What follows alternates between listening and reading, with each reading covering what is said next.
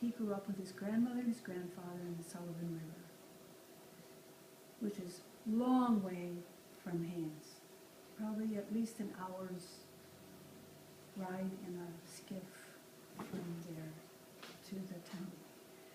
And so they lived primarily a subsistence lifestyle. So he told me my grandmother would take the old canvas that she used for cutting fish, and it had lots of spots on it where the blood and the oil from cutting seals, and it was real spotted. And she took the canvas, she sewed it by hand, and she made the shape of a seal. She stuffed it with grass, and then she put it on the rock.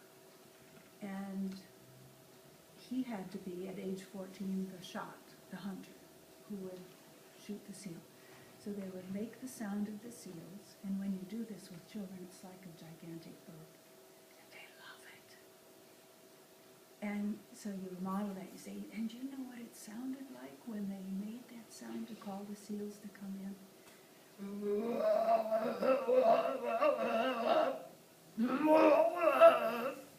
you make that sound? Oh my gosh, they look at each other and say, are you kidding? And then, of course, it's hard to get them to stop. So then Austin said he had good vision, and so we would call the seals to come close. And there were many seals, and the seals did come close. And he was taught that you have to just not willy-nilly shoot it anywhere you want to. But in order to keep the meat from being spoiled, you had to aim for a place right back here. And you had to be a good shot. And he would talk to the seal. Come close to us now. And then he would shoot the seal. And seals are much bigger than this, much heavier. And to pull the seal before it would sink to the bottom into the boat was a real task. It took a lot of strength. And then while it was still in the boat,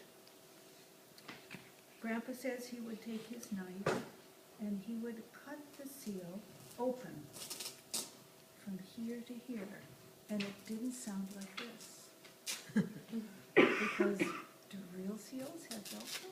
No, they don't. And he would cut this open so that the heat of the seal's body would come out. And it would begin to get cold right away.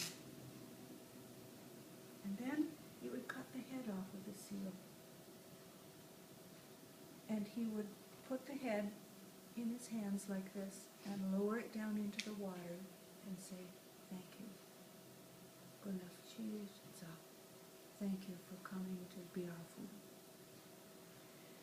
And then they would take this seal up into the house, and the first thing they would do is to cut around here, and cut here, and on this side, and on this side, and they would start to take the seal off, or the skin off of the seal. And he would do this with children in the classroom. And he would take this part off, and he'd keep going, and the kids are absolutely silent when he's doing this. And that will work better if you have a seal hunter, because they'll know exactly what they're doing. And over here, and then on this side, he would keep going on this side, this side, this side, this side, until the whole seal skin comes off. And it would still have little bits of this white fat on it. And so they would put this aside because later on they're going to clean it off some more. And then Grandma is going to take it and put little holes in the side, and she's going to stretch it out. And then Grandpa would say, and that's what she made my boots out of, because it's waterproof. And I would stuff them with grass to keep my feet warm. And that became my boots. She didn't throw that away at all. And then she started on this part. She cut and cut and cut, and cut here, and cut here, and cut here. What's the nickname for blubber? I've forgotten. That's why blubber. I'll have to learn that again. It's been a while since I used that word. for the fat. And then when he was explaining this part to the children, he would say, do you like bacon? Because in your family, people put fat into a pan, and what comes out? There's a lot of oil, and it's really, really good. We like bacon. So Grandma's not going to throw this away either, and she's going to cut this up in strips and pieces, and she's going to put it in a big pan until the oil comes out, and they're going to put the oil in a big container. And we use the word crock, because it was like a big crock. And then all winter long, all fall time, to keep the meat from getting any bacteria from getting on it, she would put it in the seal oil. Just like your mom puts it in the jar. Or just like your mom puts it in the freezer. So this part is all going to be cut up and made into oil. Oh, now, look. Now, we cut this part off. Cut it open here like this. And we take all these parts out.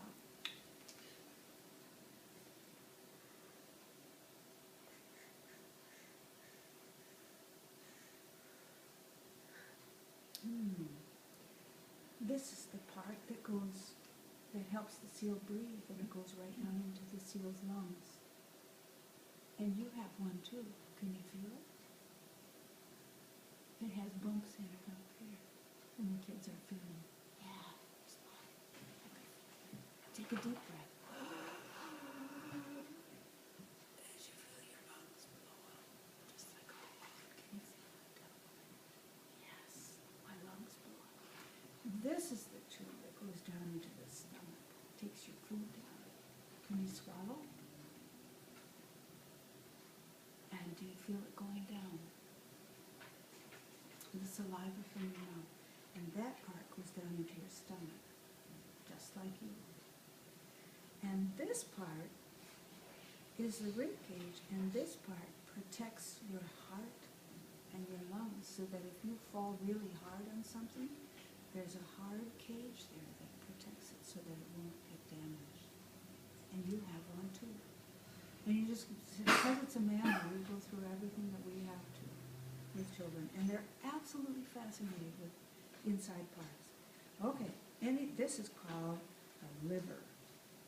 And Grandma's going to cut this part off. She's going to put it in the pot with a lot of water and some salt and some pepper. And she's going to take the heart and cut it up in pieces and put it in the pot.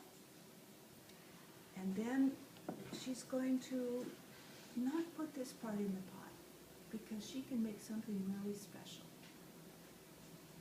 And he blows it up with this. And the lungs expand. And he talks about Grandma putting little bits of meat and fat in here, hanging it up in the smokehouse to be able to dry and get smoky. And then she would cut it like something we call head cheese. She would slice it in thin slices. Really good. Then you can talk about the food, and I would not have put this in here except I brought it in the front, because you don't want it. When it all comes out, you really want it to come all out. And the kids would say, whoa, whoa, that's a lot of intestines. So Grandma would take the hose, or if she was cleaning this in the house, put it under the faucet. She'd run some water down in here, and she'd squeeze and squeeze and squeeze and squeeze and squeeze until all the leftover food comes out. She'd cut it off up here, so all the food could come out of that intestines. Then she'd put this part underneath the sink, and she would squeeze it again, squeeze it again, squeeze it again. And when it was clean and all the food was out of the intestines, she would wrap it around her fingers like this. And he would say, does your grandma like to crochet? My grandma crocheted intestines. And she'd pull this loop over. And it's harder to do with this than something more pliable. And she would take all of her crochet work from crocheting these intestines. She'd cut them all up in little pieces. Put it all in the pot with the salt and pepper and the water. She's going to cook this part too. And then she would start cutting the meat. And she would cut until she got the flippers off. And she'd hang the flippers up in the smokehouse. And over the fire, when the flippers were nice and dry and smoky, she'd put them over the campfire to singe all of the hairs off of the flippers.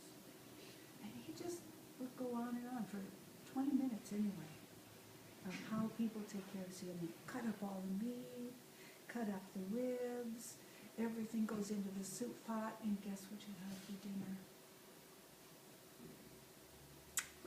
Oh, my husband's so hungry for seal ribs when he thinks about this story, because they're so good. And seal meat. And do people serve seal meat at potlatches here? Yeah. It'd be good to link that up with your kids and somehow get some tastes. Only seal around in our house. Yeah, good. With herring. Great. So I want to leave this with you. Use it. Don't stick it in a box somewhere where use it. It's just a simple sewing machine seal. And hopefully you can use it with some of your kids.